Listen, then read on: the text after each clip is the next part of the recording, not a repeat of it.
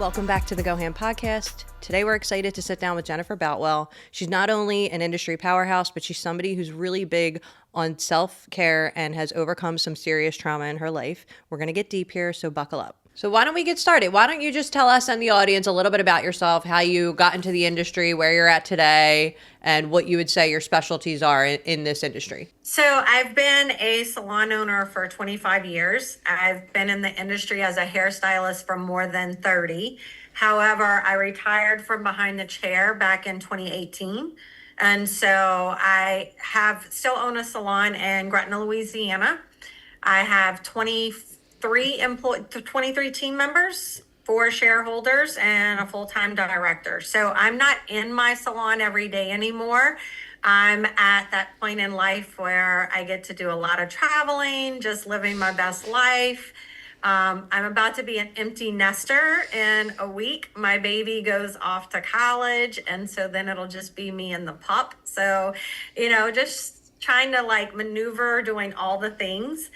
I've been with Summit Salon Business Center for 11 years, and I am the Southern Regional team lead. So I have 9 states under me now, 15 coaches on the team, and I get to work with more than 20 accounts all across the U.S. And so I love I guess my specialty would be leadership and culture and marketing. I absolutely love all aspects of marketing and social media.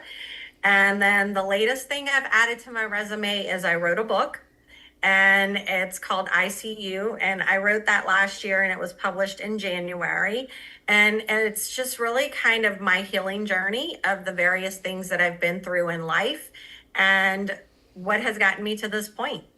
I love that. And I feel like it's something that's probably so relatable to so many people in this industry. I feel like we're all on a journey, right? And I think it's important to recognize your challenges and struggles and face them head on and eventually overcome them. So with your book and you talking a little bit about your struggles and challenges, I know that leading yourself first is something that you speak to. So what does that look like when life is falling apart?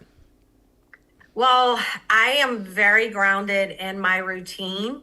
It doesn't matter where I'm at in the world. I have to be very structured. And for me, I take time every single morning. Even when my children were little, I would always get up that hour before them just to have that 60 minutes of, reading, journaling, meditating, moving my body, whatever that looks like.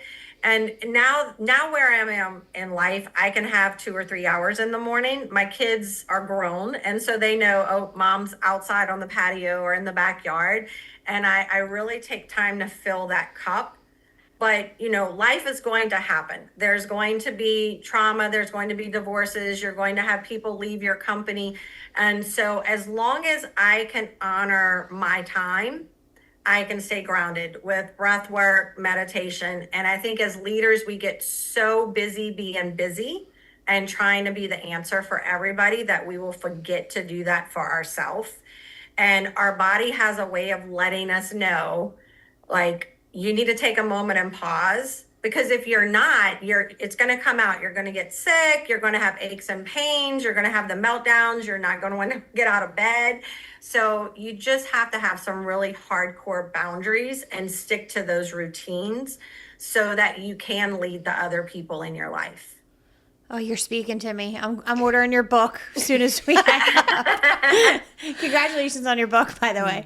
Thank but you. Everything you just said, it was just speaking. I feel like you're speaking directly to me.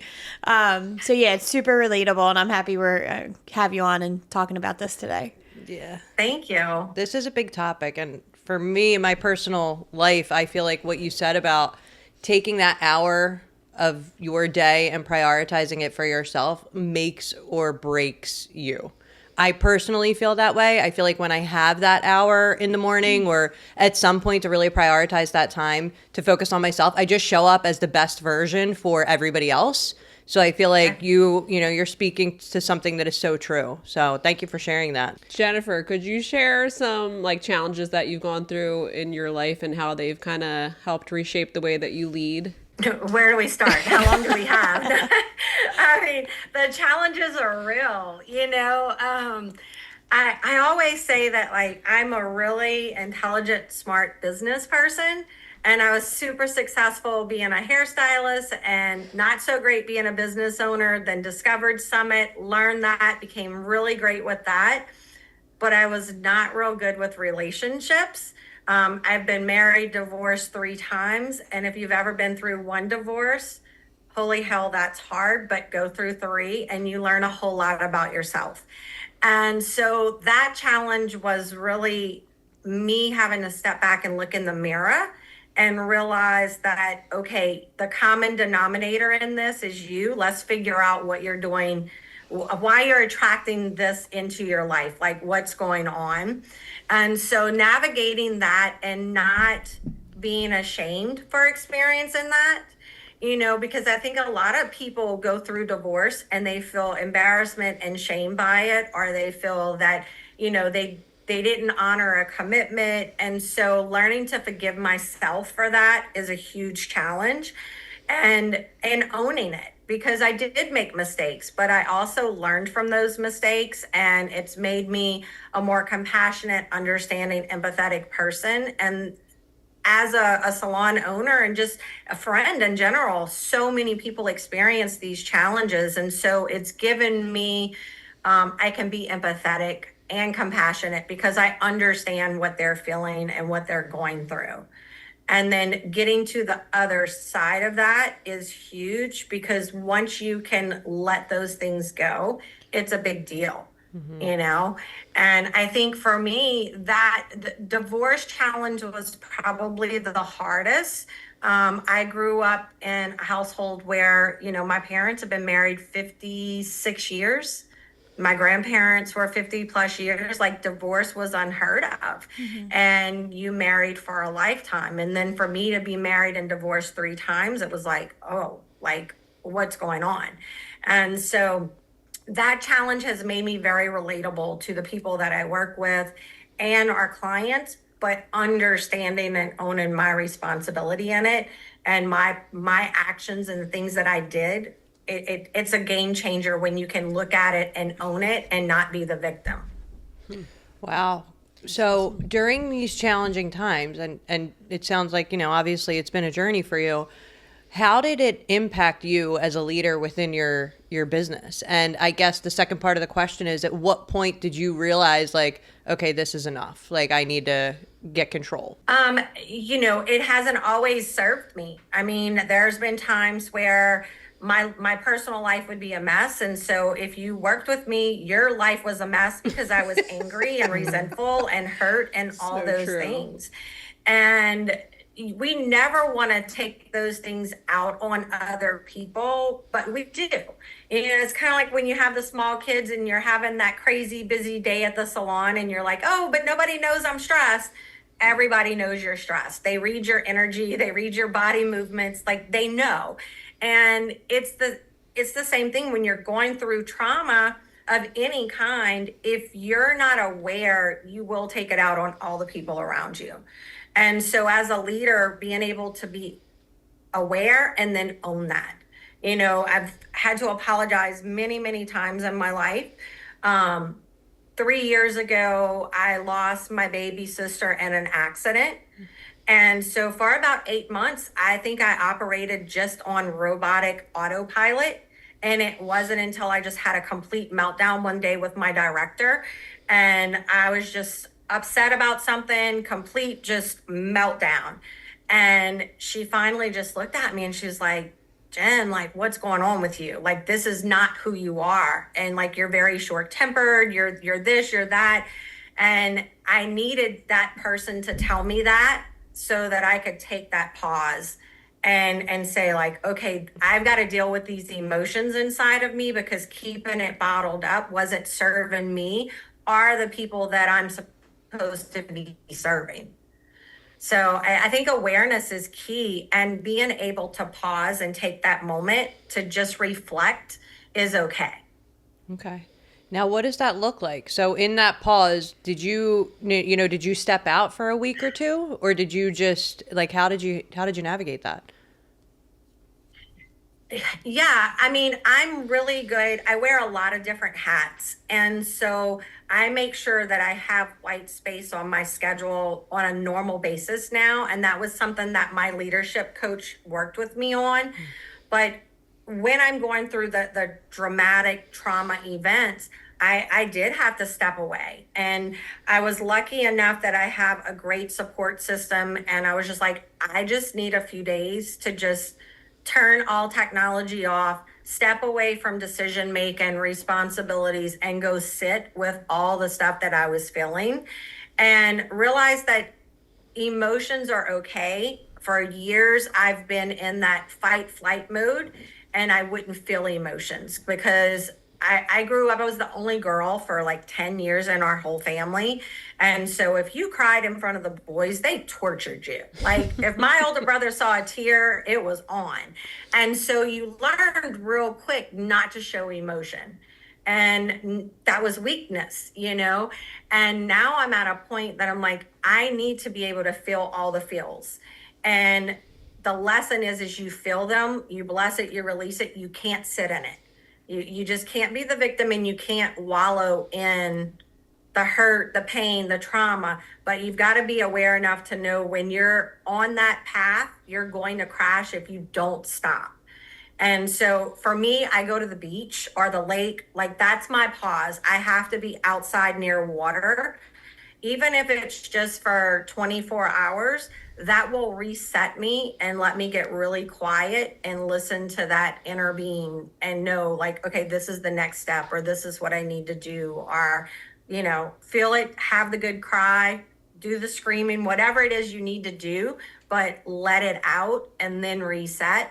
And that's it. You know, go back in knowing what you need to do. I love this so much. Yeah. It is so relatable. Even just the whole like you just saying how you go to the water when you need a release. I feel like for me, that's me. Like I'm at my calmest when I'm by the ocean. I knew you two were going to 100%. vibe. I by know. the way. This Is is your good. birthday in July by any chance? Jennifer, tell us, how does this method of living, it sounds like it's a literal way of life for you at this point, how has that impacted you in regards to coaching your team? And I, all of us go through these moments. So when your team's struggling or challenges, how do you handle that? Well, everybody's going to experience life. And I think one, if I'm working with somebody, yes, I may be on the same path or I've shared a lot of what they have, or what they're going through. And I never want to like take that from them. I want to make sure that I'm coaching from the healed space, not from the open wound space, if that makes sense. Showing up, listening, actively listening, not stealing the whole conversation and making it about me, but really getting in tune to what do they need from me? Do they just need a sounding board? Do they just need to listen? Or do they need guidance and advice? Like, what is it that they need? And I will ask somebody, like, are you coming to me right now because you want to just vent? Do you want me to just listen? Do you want to help come up with a solution? Like, you tell me what you need, and that's what I'm going to give you. Years ago, I would just try to fix everybody. And I had to realize that is not my job as a leader. I am not here to fix anybody but myself. I am here to help guide you if you want to work towards that, but you have to do the work ultimately.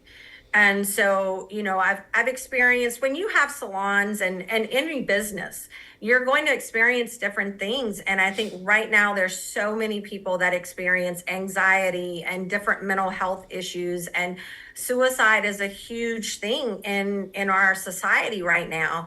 And we have to be able to hold space for people, but also not allow people to be victims within our company.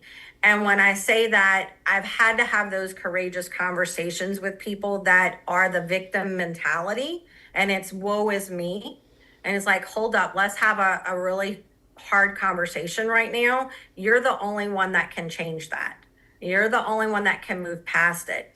And somebody did that for me. My business coach did that for me years ago. I had a walkout. I was always the victim. It was like, why do people do this? I can't trust people, like all these things. And she finally, after several months working with me, she's like, are you ready? And I was like, ready for what? And she's like, to look in the mirror. And I was like, what do you mean? And she's like, you need to take ownership for your part in all of this. And as leaders, sometimes we need to guide those conversations for the people that we're serving. And it's not always a great conversation. I mean, even if we have to do it with our children and our family and our friends, but if it's coming from a place of love and you do it without the ickiness around it, it can be a beautiful thing. Would you say like some of the biggest reasons that leaders are losing their teams, is it based off of things like this? Is it trust? Like, what is it?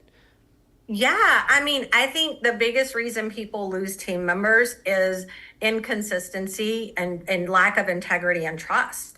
You know, we as leaders, you don't have to have all the answers. You don't have to do all the things. And when you're constantly trying to control everything, it's going to blow up in your face. I don't know if you guys are familiar with the Enneagram, but I'm an Enneagram 8, so I'm an active controller. I like to get stuff done. If you tell me you're going to do it, you got to do it. If the plan A doesn't work, I've got plan B, C, D lined up already somewhere. I'm going to pull it out of the back of my back of my head, you know. But it's as owners, we think we have to do everything. And as soon as you realize that you don't have to do everything, like your job is to empower people to do some of these things. If you say you're going to do it, you have to do it. You know, perfect example, my team, we're going through a software transition right now. And so our shareholders meet every Wednesday morning, and we just had our call. And my one thing that I was supposed to do this week was set us up for the new credit card processing. And it's due today. And normally I have it done way ahead of time. And on the call, they were like, well, I was like, stop right there. As soon as I'm done with my meetings today, I will not go anywhere until it's all done. It will be done before the deadline. You know, like if I say it, I'm going to do it. And that's really what you have to do with your team is reestablish that trust. You've got to build that credibility, because when you lose it, it takes a lot to rebuild it. And it's going to be like keeping those little promises over and over to build that bank account back up with your team. So your book is about being seen. So Yeah. what does that mean in leadership? Like what does that look like in leadership? So, you know, the being seen isn't necessarily like in your face, but for me, it was more along the lines of the untold things, right? The things that we go through in life that's taboo, that people don't want to talk about. It's the pain, it's the vulnerability, it's all those things, and every single human has experienced something. And so you don't have to sit there and tell all your business with everybody that you meet, but it's giving that moment and that space for each person, whether they're sitting in your chair, whether they're your team member, but giving them the space where if they need to talk, they can have that conversation without judgment. And I think that's a hard one for a lot of us, because let's face it, we come from a judgy society. We see it on social media. We see it in everything we do. You know, we're taught to do things certain ways. And if you don't do it that way, society says it's wrong. And so I just want people to be able to look in the mirror and love that person that they see based on their own insight, you know, because each person I come in contact with, I've had to reprogram my brain, like stop judging people. Who cares what they look like, or who cares what they say? Like, love them for the person that they are and where they are right now. Because that is, as long as you're showing up with the love and not the judginess, then people can start owning themselves and feel a little bit better. So sometimes it's just giving them permission to love themselves, because a lot of people don't know how to do that. True. And when you refer to like looking in the mirror and loving yourself, like that puts you in a very vulnerable state. So my next question is what are your suggestions for leaders to be vulnerable without seeming like they are weak or unprofessional?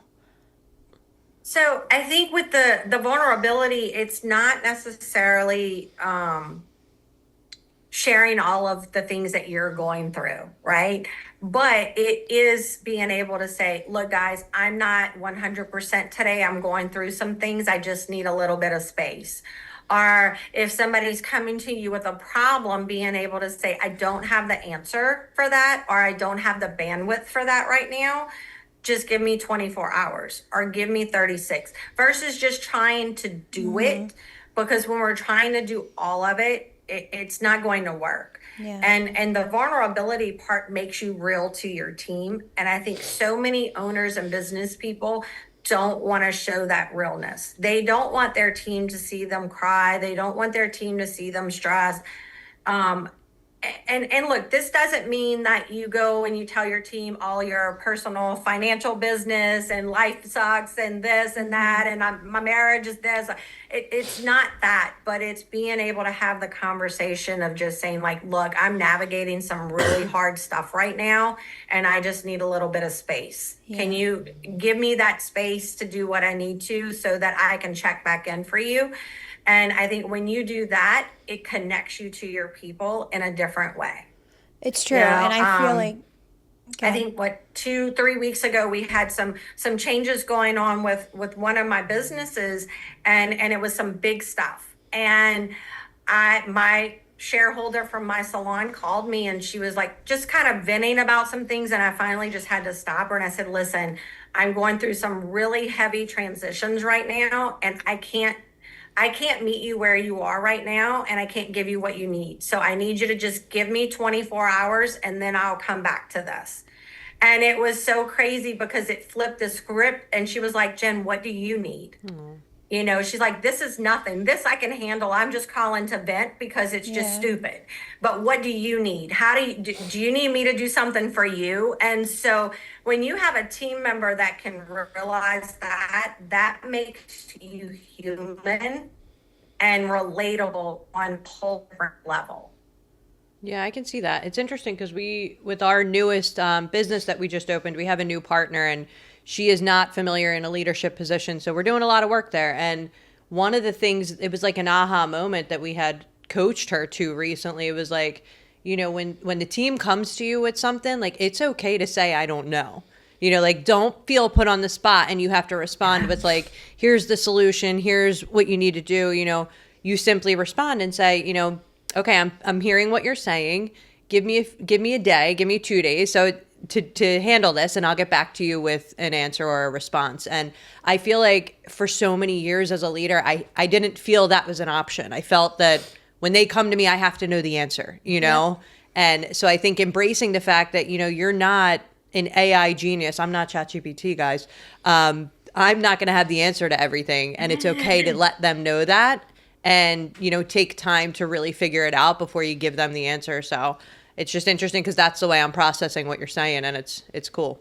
Yeah, I wish I would have known that in the beginning. I know. I I'm like, related. yeah, that's fine. You could do that. Do I whatever you related want. so much what you're saying to what Monica's saying, and for me, not only in the salon, like for leadership, it was always hard for me to, you know, to admit to myself, like, I don't know what the answer is.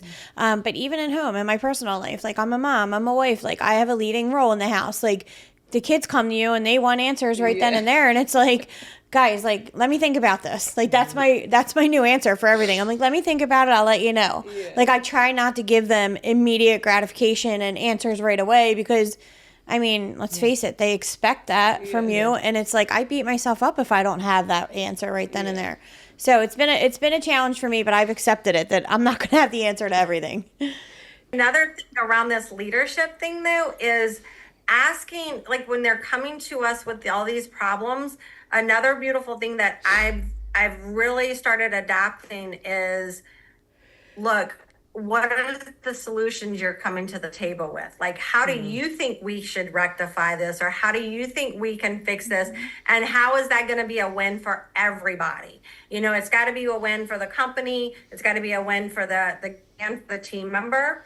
And so the more I start saying, if you come into me with a problem, the more I start saying, well, what do you think we need to do to fix this? Or what are your thoughts? Or give me some solutions.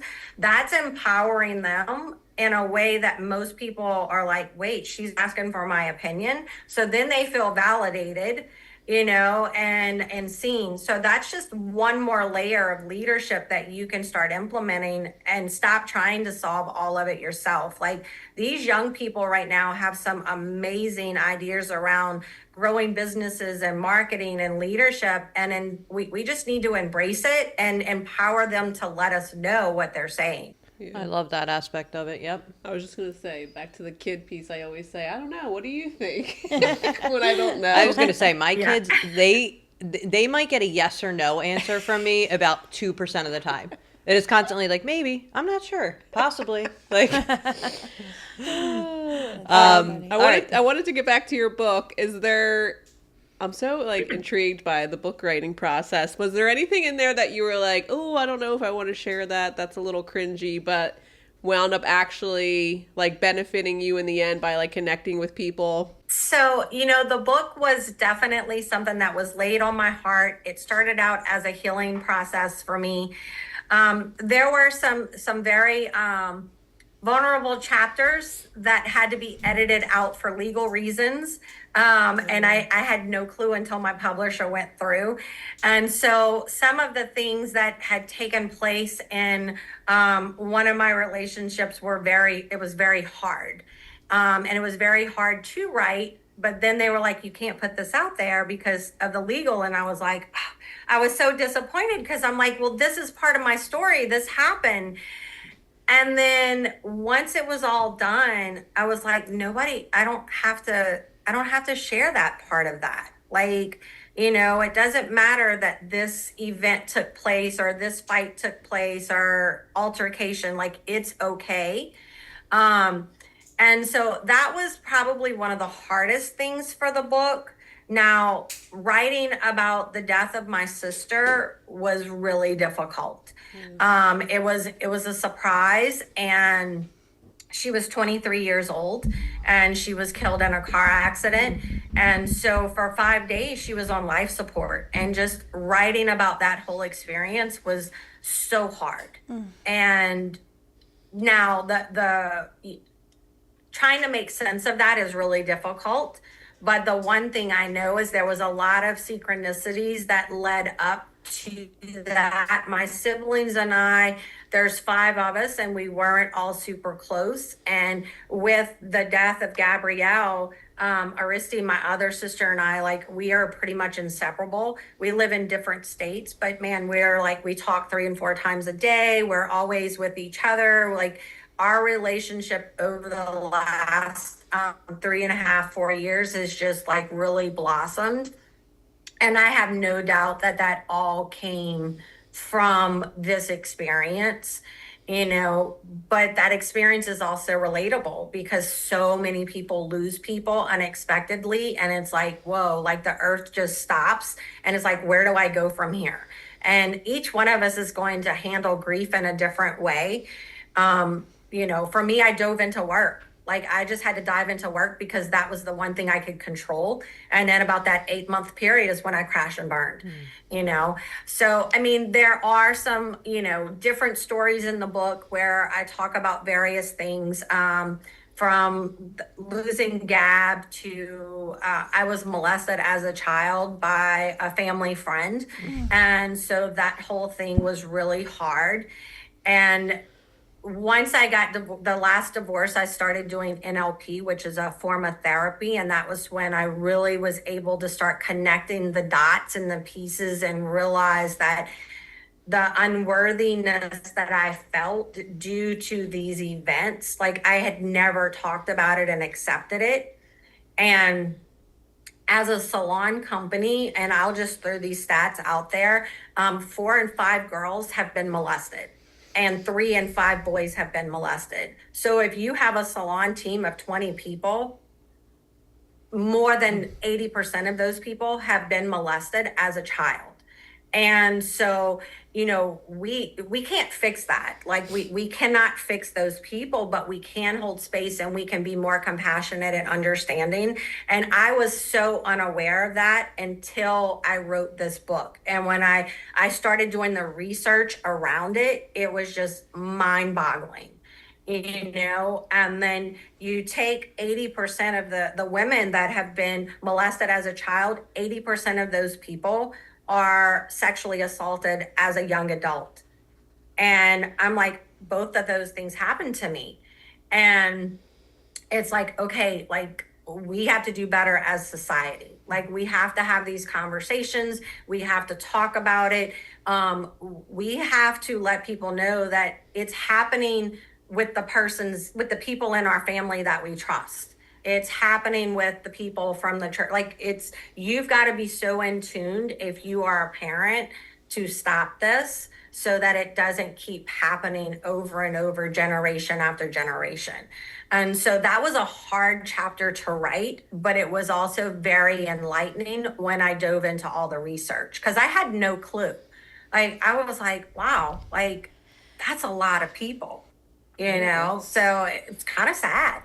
It's really sad, and I feel like it's super eye-opening. So thank you for sharing about not only your story, but the statistics that are true in our industry, because it's something that we definitely didn't realize. And we have a team of 115 now. So I just feel like knowing that, and not only, molestation, but everybody suffers from trauma and tragedy at some point. And I think as leaders, just being more empathetic and understanding that, that people need time and space and, be able to help serve them in a positive way is definitely something that I think we would all be interested in learning more about.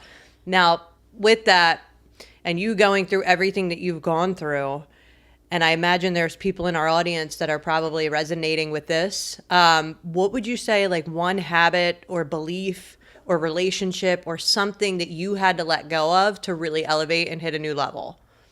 Oh, I think there's a couple. One is that I didn't have to be Superwoman.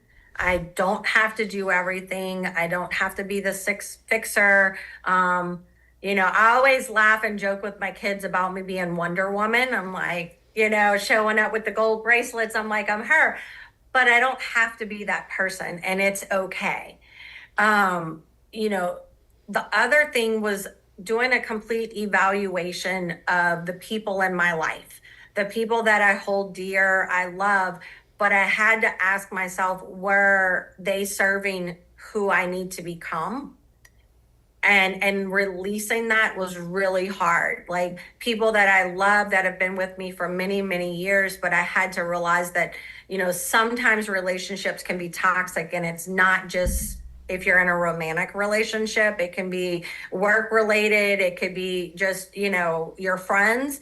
And so allowing space to let people go without there being ugliness around it, but still loving those people. Sometimes you might have that family member that you truly love, but they're just negative. They're not that supportive person. They don't understand why you're doing the growth work. They don't understand why you need more. They don't get that part. And so giving myself permission to allow people to come and go has been probably one of the biggest things, because I used to feel like, oh, I have to keep people in my circle forever, and I don't.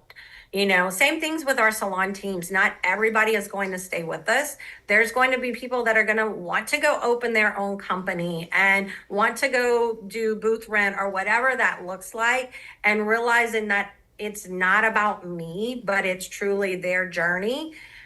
Letting that go is hard. Like, I'm not going to say it's not. It's hard not to take things personal. It's hard when people leave, but we get to control our narrative, and we get to control the story that we tell ourselves. So being able to flip that negative into a positive comes back to what we do as humans, not what everybody else is doing. Wow, the power. This was powerful. Thank you so much for sharing all of this. This was super insightful for sure. So if you could talk to any people, anybody in any profession, in a leader position, do you have any unfiltered advice that you would give them? I think you got to take a moment and pause. Put your hand on your heart, close your eyes, and just ask yourself, like, who am I without this business? Like, who are you without that business? And if you don't know the answer to that, then you need to take a pause and really find your identity. Because a lot of us get so entrenched of our identity is the business. Our identity is our role as a wife, as a mother, as a daughter, and we forget who we are to the deep in our core. And when we don't know who we are, it makes it really, really hard to love life and be 100% in it to serve all the people that we love. So just take a moment, get still, listen to your inner body, listen to those wants. Do you love what you're doing? Do you love who you are? Take some time, journal about it, reclaim those morning routines to really define who you are as a person. And I think if you can do that, it allows you to show up in a different level, for whoever it is that you're serving, whether it's your children, your spouse, or your team. That's great advice. And Jennifer, I just want to let you know, while you were talking earlier, I actually went on and ordered your book. It'll be here Saturday. So I'm really looking forward to reading this book. But I really think after we read the book, we should probably have you back on to talk about it, because I feel like there's going to be a lot in that book that we should discuss. Absolutely. Well, congratulations on your book, and tell everybody about your book and where they can find it. Say where they can get it. I found it on Amazon. Yeah. So, yeah, it is on Amazon. I also have a website. It's jenniferjboutwell.com. So if you go on that, you can get it there. You can get it on my Instagram bio link. It's a very easy read. I mean, I think you can read it front to back in less than 3 hours, but it's very practical. It's like, here's the things that I did for my healing. I talk a lot about like my power team, and it's the people that hold me accountable and give me the support. Just walking through the different things that I've done to get to this side of where I'm at now. Because I've always been a entrepreneur at heart and just a doer. So I had to learn to take the pause that I talk about, because that was not me, and also learn to not have the answers. And so the book for me is really, it was my passion project. And if it can help one person out there, then that's the mission, because I think a lot of us go through where we've lost our identity, whether it's just in our jobs, our being a mom, or life, and really learning to find that identity again and finding your voice is so powerful, because once you find it, no one can ever stop you again. Like they'll never shut you up. Yeah. Well, your road definitely has been a little bit rocky, but your story's beautiful. So I'm happy that you shared it with us, and I'm looking forward to learning more about it in the book. Yeah, thank you. And I would love to come back on. You guys just let me know. This has been beautiful, and I truly appreciate it. Oh, thank you so much, Jennifer. It was amazing. The audience is going to love it, I'm sure. So we appreciate your time.